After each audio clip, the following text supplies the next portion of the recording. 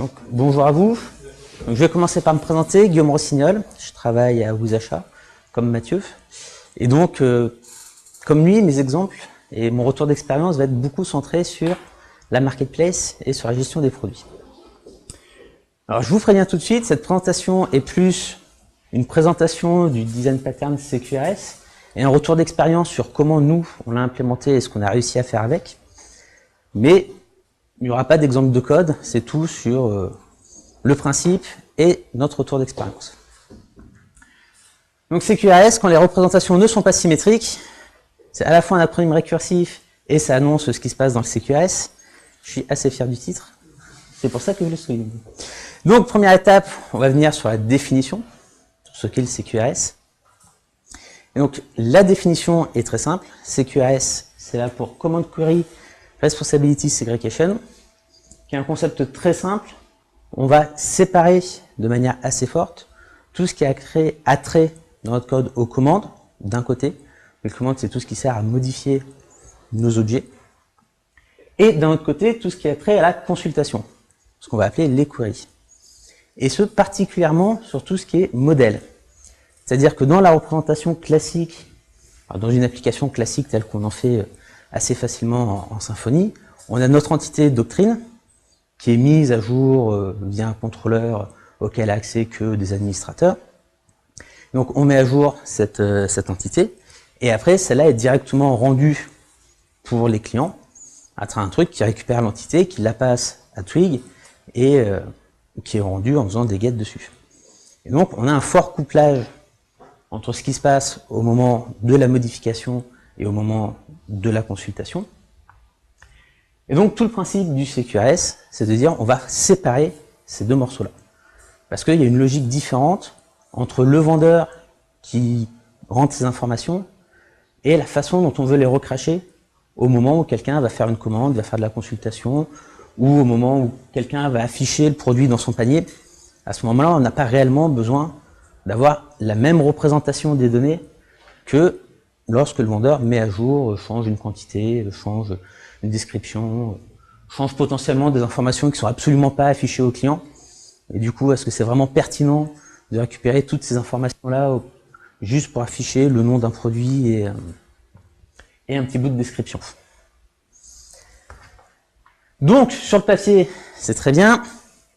Il y a quand même des conséquences qui sont certaines très bien, mais d'autres un peu moins glamour. On va commencer par celle-là. J'ai envie de vous vendre le CQRS, donc d'abord les mauvais côtés et après ce qui est super chouette. Donc, le premier problème, c'est qu'il y a un coût d'entrée, il y a un coût de mise en place. Et là, le coût, je l'écris COUT parce qu'il y a d'abord le coût en temps, mais j'aurais pu l'écrire COUP parce qu'il y a aussi un petit coût dans la figure quand on commence à chercher CQRS et qu'on arrive sur les jolis schémas que Alexandre nous a montré ce matin en nous disant ça peut être tout ça, et vous avez un gros truc avec des flèches qui partent dans tous les sens, et là vous dites oh là là, qu'est-ce que c'est que tout ça? Nous, le bon côté, c'est que je m'intéresse qu'au CQRS pour ma présentation.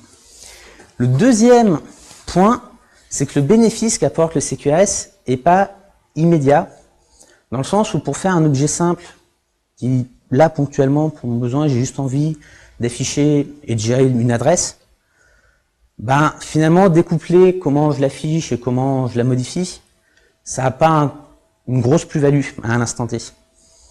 Tout l'intérêt du CQRS vient dès qu'on a des besoins complexes et qu'on a besoin de faire des choses dans le temps qui évoluent et qui bougent.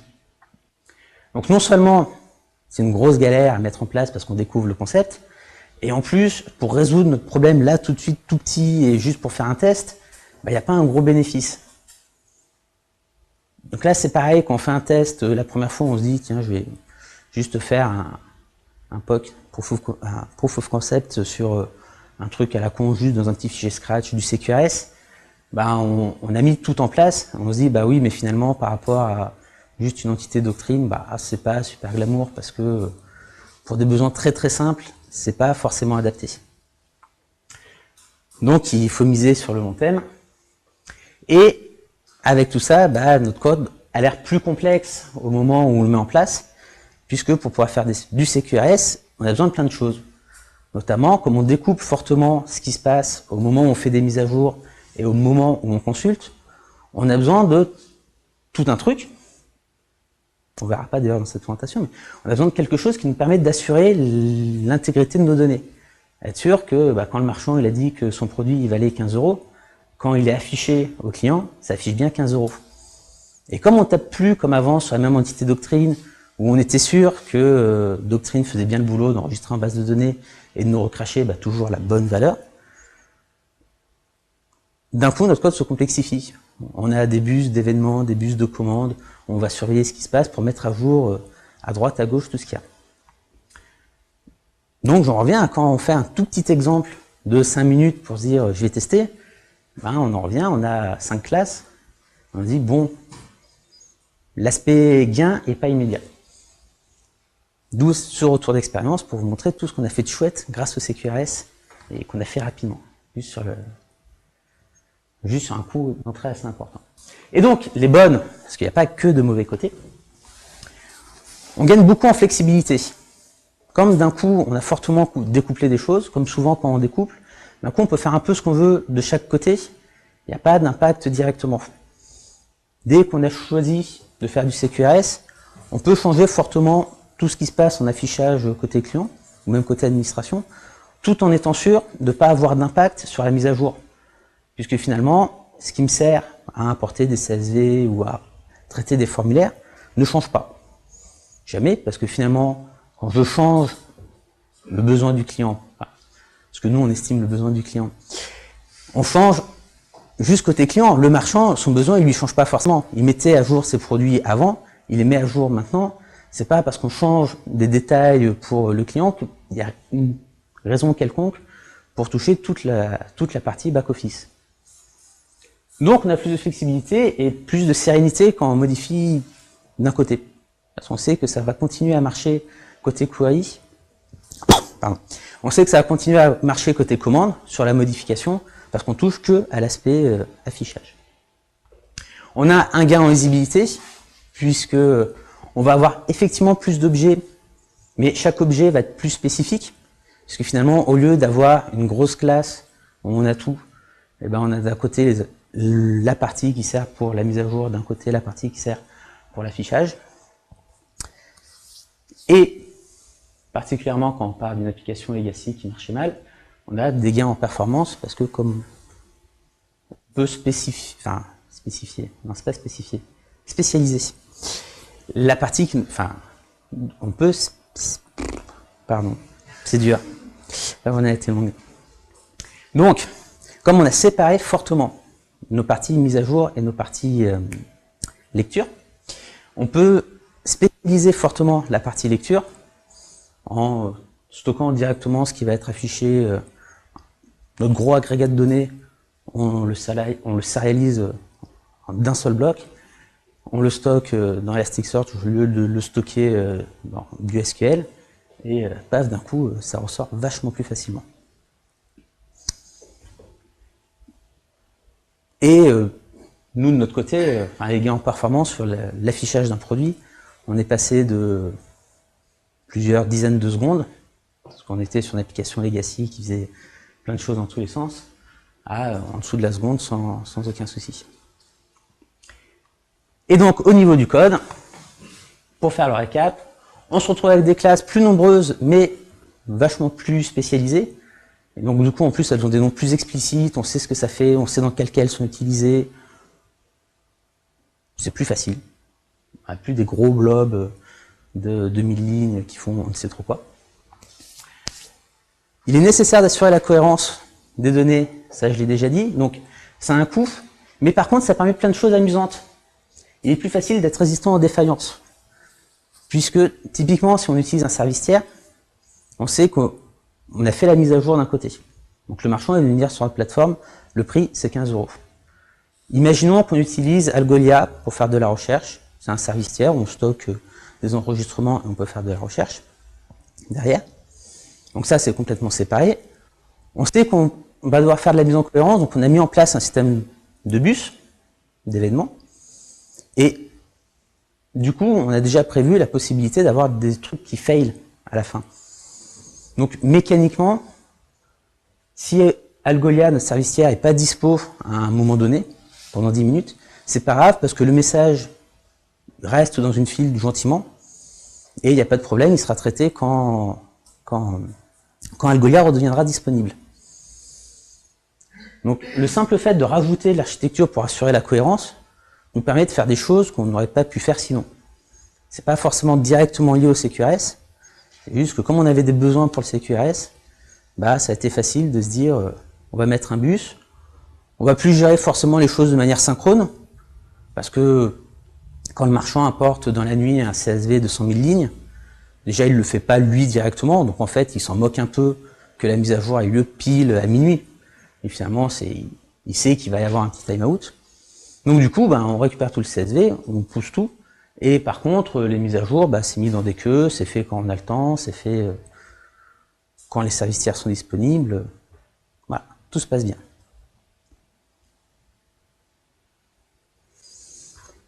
Et donc maintenant, dans la vraie vie, qu'est-ce que ça nous a apporté?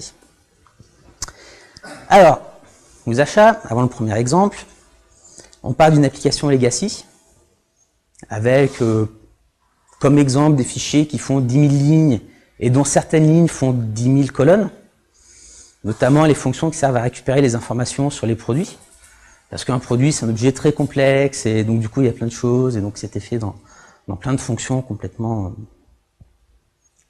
infâme, il n'y a pas d'autre mot. Ça... Non mais, voilà, le bon côté, c'est que ça nous a permis de nous lancer assez rapidement. Donc on a pris un truc qui existait et on a été lancé, mais dès qu'on a voulu faire des choses qui sortaient un peu de l'application, on tombe sur ce genre de truc et on se dit, ça, comment on va faire? Et donc voilà, notre premier problème, ça a été, les pages produits mettent un temps infini à se charger. Parce que, justement, on en revient à la problématique 10 000 lignes, 10 000 colonnes, il se passe plein de choses. Nous, on découvre l'application, donc on ne sait pas vraiment comment les choses fonctionnent. C'est-à-dire qu'on croit savoir que quand il y a telle et telle information dans la base de données, ça devrait faire ça, sauf que du coup, sur les expériences, on se rend compte que des fois, ça nous affiche autre chose que ce qu'on attendait. Enfin bon, voilà, situation pas glamour. Et en plus de la situation pas glamour, comme dans plein d'entreprises, on n'a pas réellement le temps de mettre à plat la partie mise à jour des produits, modèle de données et tout ça. Puisque on va voir le patron qui nous dit bon, on voudrait refaire tout le modèle de données, mais entre la migration, bon, ça va nous prendre un peu de temps.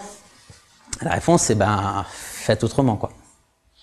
Il n'y a pas le choix. C'est bon les mecs, on va s'arrêter pendant 2 mois et c'est pas gênant, vous allez faire que ça, il n'y aura pas de bug, et non, ça, voilà.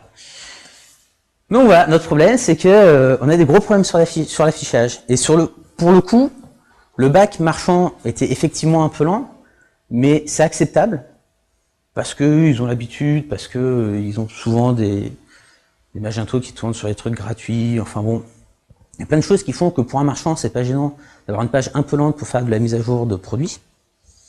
Mais par contre, c'est gênant pour un client parce que le type qui a envie d'acheter un truc, il n'a pas envie de porter devant son écran. En plus, ça donne pas confiance, en plus, voilà. Donc, comment on a fait? La solution apportée, on s'est dit, c'est très simple, on va faire du CQRS, on va considérer que tout ce qu'il y a dans l'application Legacy, c'est de la commande. Donc, tout ce qui est mis à jour, parce que ça marche très bien et ça répond très bien aux besoins, on va le laisser dans la vieille application. Et par contre, on va juste créer ce qu'il nous faut, nous, pour l'affichage du front, pour ce qui nous intéresse et pour ce qui doit être vachement performant. Donc on a créé un objet fiche produit. Ça tombe bien, on avait déjà un gestionnaire d'événements dans l'application. Donc on s'est dit, c'est très simple, au lieu d'avoir ce qu'il devrait y avoir dans une architecture CQRS avec un commande bus, un truc qui dit, hop, on a voulu faire une mise à jour, qui est ensuite récupérée par un handler qui récupère la commande, etc. Tout ça, c'est du CSCart. On a une grosse fonction qui s'appelle update product, qui fait 5000 lignes, dans le fichier qui en fait 10 000. Et donc, à la fin de cette update, on va juste dire, il y a un produit qui a été mis à jour. Voilà. Donc dans le legacy, c'est tout ce qu'on a fait. On lançait un événement, du coup on sait que ça fonctionne comme avant. On n'est pas forcément très rassuré parce que c'est pas testé, parce que voilà, mais c'est les formulaires du legacy qui fonctionnent avec les fonctions du legacy. Donc ça, on n'y touche pas. Et par contre, on crée des fiches produits qui, elles, se mettent à jour quand on met un jour un produit. Et du coup, on a directement des fiches produits qui sont exactement ce qu'on veut afficher au client, qui sont calculées en temps différé, de manière asynchrone, parce que du coup, l'événement, comme quoi un produit a été mis à jour, on le met dans une file et on le traite quand on a le temps. Sauf dans certains cas où on peut le traiter de manière synchrone. Là, c'est toujours pareil, hein. Le CQRS permet de faire des choses de manière asynchrone et décalée. C'est pas critique. Il y a toujours la possibilité de faire les choses immédiatement. Et voilà. Et d'un coup, nos fiches produits en front, elles répondent rapidement. Parce que on a un objet séparé qui fait tous les calculs. On a très peu touché au legacy. Et simplement, ça fonctionne. Alors, ça n'a pas été évident. On avait déjà un gestionnaire d'événements qui marchait bien.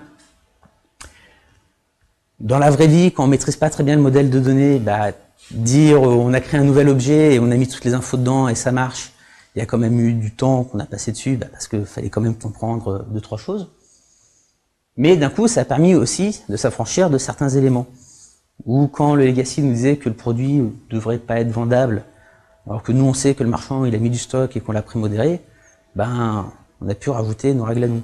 Dire, ça c'est nos règles, toi côté legacy tu vas considérer que c'est pas affichable ou que c'est affichable, mais nous, voici nos règles, voilà ce qu'il y a affiché, et voilà comment on gère nos objets. Donc on a ajouté 2-3 choses dans le code, on a des fiches produits plus rapides, on sait d'où viennent les données affichées. On sait d'où viennent les données affichées, puisque finalement on a créé un objet rien que pour ça. Donc avant on avait un gros tableau, parce que c'était pas des objets, avec plein de données, on savait pas trop quand est-ce qu'elles étaient remplies, quand est-ce qu'elles n'étaient pas remplies, sous quelles conditions on avait des déclinaisons, voilà, plein de choses. Là d'un coup on a créé un objet qui correspond aux besoins du client, et on sait exactement qu'est-ce qu'il y a dans quel champ, parce qu'on a un joli constructeur avec des choix par défaut, avec tout ce qui va bien. C'est joli, on est heureux, et on est en confiance parce qu'on n'a pas touché au code legacy. Et donc là, on n'a pas mis en place toute une stack CQRS canonique, on n'a pas mis d'event sourcing, on n'a pas mis tout plein de choses qui viennent, on a juste pris le CQRS, on a considéré que toute la partie commande était d'un côté, on a fait une partie query qui est plutôt clean. On a utilisé des choses qui existaient dans Broadway, qu'une lib PHP pour faire du CQRS. Donc on a récupéré des choses qu'il y avait dedans, et voilà. On a du CQRS, on n'a pas d'event sourcing, puisque nos produits sont tous stockés exactement comme avant, et simplement ça marche. Et donc, c'est nickel, on a des fiches produits qui fonctionnent. Donc on a déjà tout ce qui va bien pour considérer que ce qui se passe côté mise à jour du produit, ça va pouvoir être récupéré proprement dans du code à nous. Et on nous dit, le moteur de recherche de l'application est pas terrible. Forcément, puisque ça faisait des recherches plain text en SQL sur les produits, forcément le moteur de recherche de produits ne marche pas très bien. Et donc là, on s'est dit, c'est simple. On a un service tiers qui est capable de faire de la recherche. Algolia. Ça coûte même pas très très cher. Et le principe du CQRS, c'est de séparer la partie commande de la partie query. Or, un moteur de recherche, c'est exactement ce que ça fait de la recherche. Et donc là, tout le boulot qu'on a juste à faire, c'est mettre à jour des informations chez un prestataire pour faire des recherches. C'est complètement du CQRS. Hein. Et ça, si on intègre un moteur de recherche, où que ce soit, finalement, la commande elle est toujours gérée dans votre code, et vous mettez à jour quelque chose chez quelqu'un d'autre qui va gérer lui-même le requêtage. Et bien il se trouve que on n'a quasiment rien eu à faire, puisque on avait déjà des événements qui disaient quand est-ce que les produits étaient mis à jour, et que du coup, tout ce qu'on a eu à faire, entre guillemets, c'est intégrer l'API d'Algolia, pour dire, bah voilà, non seulement quand un produit est mis à jour dans le legacy, tu prépares la vue pour la fiche produit, et en plus de ça, on rajoute un listener sur les événements, on va envoyer un record à Algolia.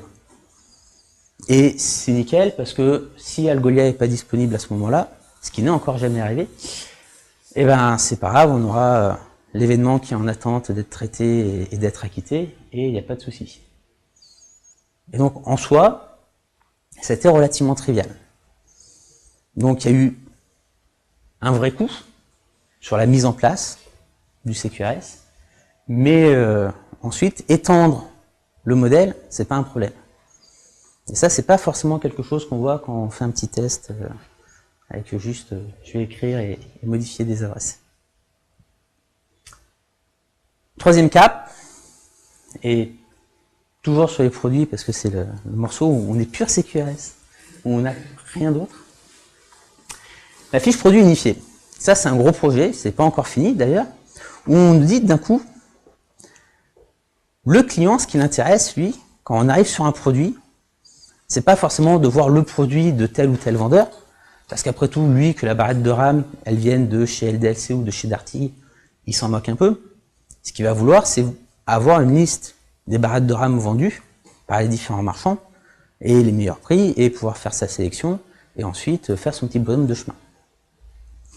Donc, qu'est-ce qu'on remarque dans cette problématique? C'est que déjà, à aucun moment, on se dit, il faudrait que le marchand fasse quelque chose de nouveau. On en revient à, c'est de mon côté, on a déjà un système où, de toute façon, la partie mise à jour des produits est isolée. Là, notre besoin, c'est spécifique pour faire de l'affichage au client. Donc, on sait qu'on ne va pas toucher à la partie commande.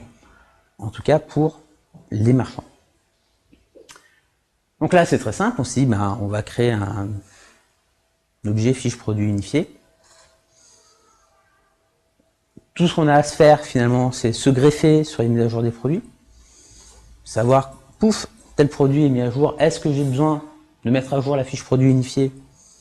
Ben, on ira taper toutes les fiches produits qui sont en lien avec tel ou tel produit. Et après, on n'a plus qu'à rendre la fiche produit unifiée dans la vue. Comme pour le client, c'est toujours les mêmes infos qui l'intéressent quand il affiche un produit. Il se trouve que l'interface entre un produit unique et une fiche produit unifiée, c'est la même. Parce que la caractéristique vendeur d'un produit, c'est anecdotique. C'est exactement comme une taille de chaussure. D'un point de vue marketplace, finalement, on a des chaussures qui sont en 42, en 44, et il y en a qui sont vendues par Reebok, par Adidas. Bah, voilà. La barrette de RAM, elles existent en 2, 4, 8 gigas, et elles existent chez LDLC et chez Darty. Bah, c'est la même chose. Et donc finalement, on a intégré la fiche produit unifiée. Dans le code, ça a pris assez peu de temps pour mettre en place tous les objets. Tous les objets, il y en a deux. Hein. Il y a une fiche produit unifiée pour l'affichage. Il y a un objet regroupement de produits dans le bac pour pouvoir faire des choses un peu spécifiques, dire je regroupe tel et tel produit, même si on n'a pas réussi à les détecter nous automatiquement comme ensemble. Donc voilà, la structure du code, ça a été très rapide.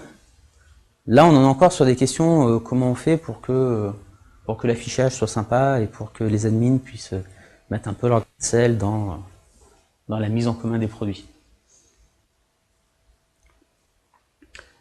Donc voilà, on a du CQRS sur les fiches produits, on est heureux, on fait plein de choses en étant vachement confiant sur les mises à jour.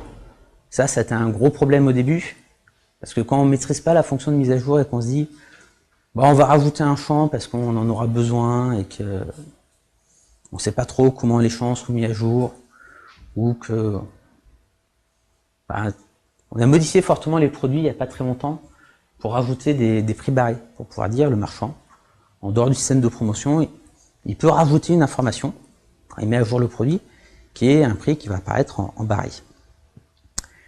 Et ben, je sais pas si tu te rappelles de la merge request, mais ça modifie une dizaine de fichiers et un petit peu partout, parce que partout, il faut lui dire, il y a un champ supplémentaire, enfin bon, c'est un bazar immonde. Et finalement, on a fait cette modif, on a rajouté des tests unitaires dessus, mais il y a toujours un peu la crainte qu'il y ait un bout de formulaire de l'application legacy quelque part qui va supprimer ce champ-là à un moment donné, on ne sait pas trop pourquoi, ou quoi que ce soit. Donc, modifier cette partie-là, on n'est pas très serein.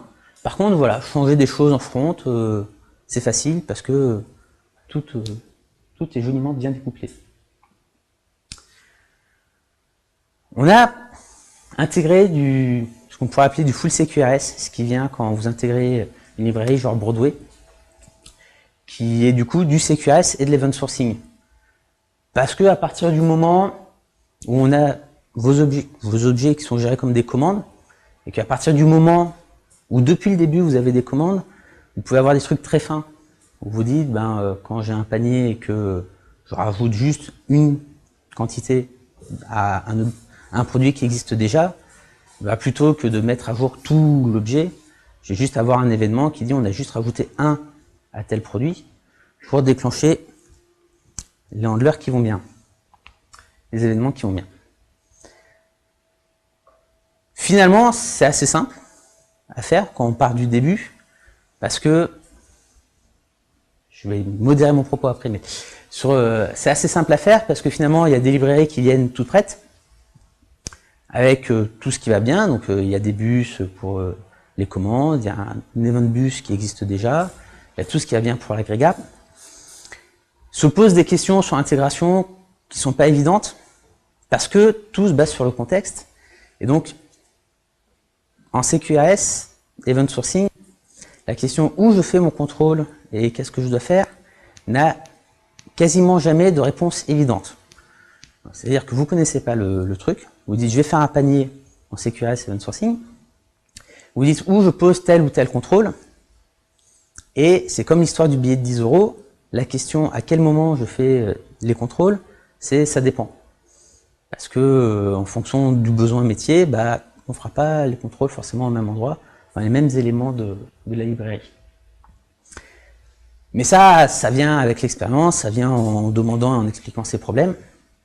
Et fondamentalement, le CQRS tout seul marche très bien. Je sais pas. J'étais rapide. Hein. Donc voilà pour ce petit retour d'expérience. Nous, on en est très contents. Il y a eu Bon, on a un collègue qui a un peu du mal maintenant. Dès qu'il entend Broadway, il prend un peu peur, mais à sa décharge, il n'était pas là quand on a mis ça en place. Donc il est revenu, il nous a dit qu'est-ce que vous avez fait, et puis on lui a montré un joli schéma, comme ce matin, sur voilà ce qu'on a fait. C'est beau, et voilà. Ça. Mais sinon, dans l'utilisation de la vie de tous les jours, c'est vachement pratique, parce que quand on se demande comment on fait pour ajouter une information qu'on va avoir besoin d'afficher ou de calculer, c'est simple. La fiche produit, c'est ce qui est utilisé pour être passé à la vue, et tout se passe là-dedans. Et c'est déjà greffé aux événements, donc tout se passe bien. Faites du CQRS, c'est bon, mangez-en. Non, et surtout, le vrai message, parce que finalement on avait une application legacy, on avait un vrai truc, avec des vrais besoins de fonctionnement et de continuité de service, parce que globalement on ne peut pas se permettre de dire pendant 2 heures, pendant les heures de bureau, parce qu'on ne va pas non plus faire des mises en prod à 2 heures du matin, donc on ne peut pas dire pendant 2 heures on va couper le site pour faire plein de choses. Et on a gentiment mis en place le CQRS. Et en plus, petite parenthèse, au moment où on a mis en place, on avait donc du coup la stack entièrement legacy, la stack nouvelle qui arrivait. C'était très facile de recréer tous les objets et de faire le switch seulement une fois que tout était prêt. Quoi. Tout se passe très bien. On a simulé. Pourquoi tu te lèves ? On a simulé la création de tous les produits en disant on balance tous les événements comme si tous les produits venaient d'être mis à jour. Ça a pris quelques heures, je crois que ça en a pris 6. Bref, pour traiter tous les messages. mais c'est pas grave, pas de timeout, chaque message est traité individuellement, tout se passe bien, que du bonheur. Est-ce que vous avez des questions?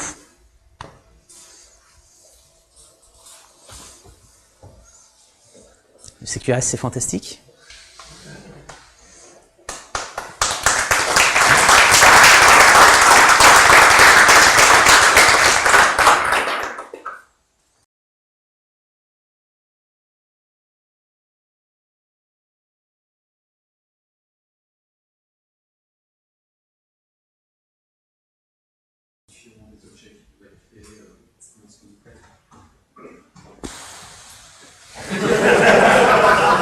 Non mais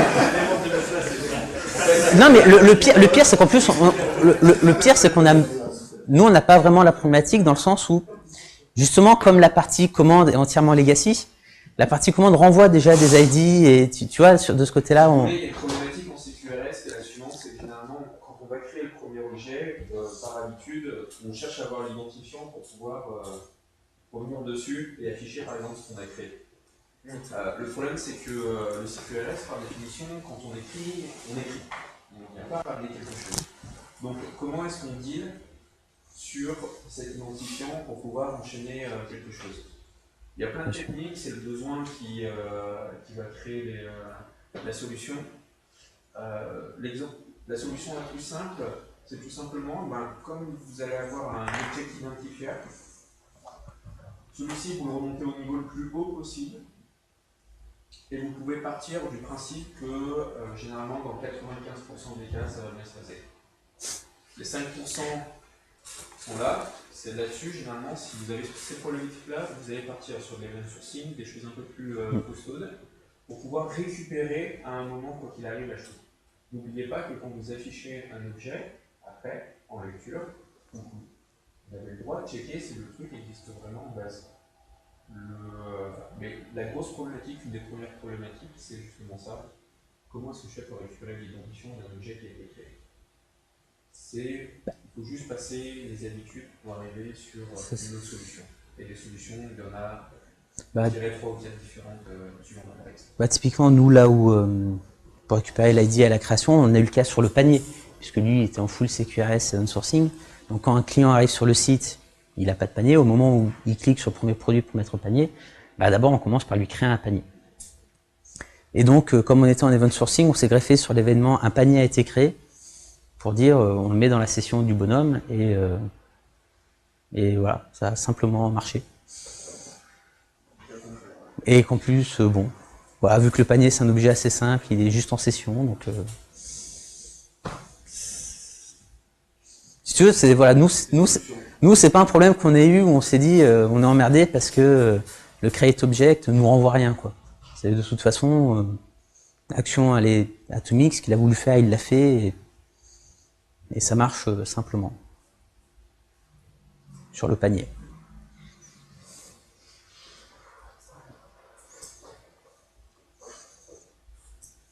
Et ben c'est tout bon. Et ben